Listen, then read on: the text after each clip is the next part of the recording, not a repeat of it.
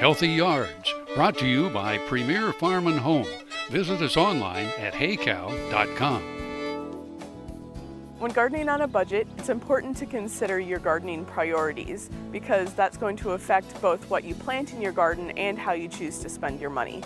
Some of the priorities that you may have if you're trying to grow a food garden is maybe you want to can or preserve or store your vegetables for use in the winter.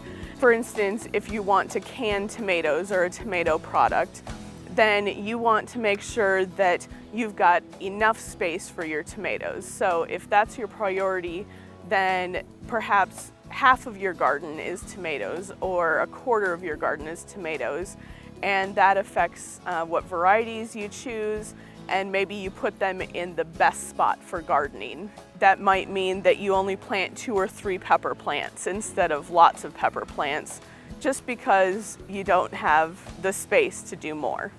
Maybe your garden priority is to supplement your food budget and to have a wide variety of vegetables your family can eat throughout the summer, but not necessarily have extra to store or save for later.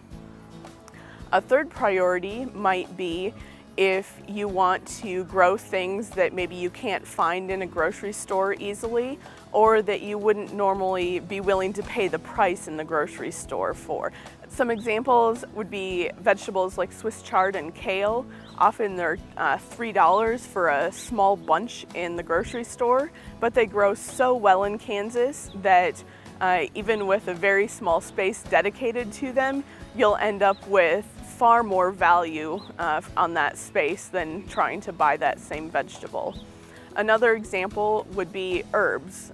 Almost any herb is very expensive for a small package in the grocery store. Simple herbs like basil and mint, and also less common herbs like lemongrass. Lemongrass does very well in Kansas's hot summer weather.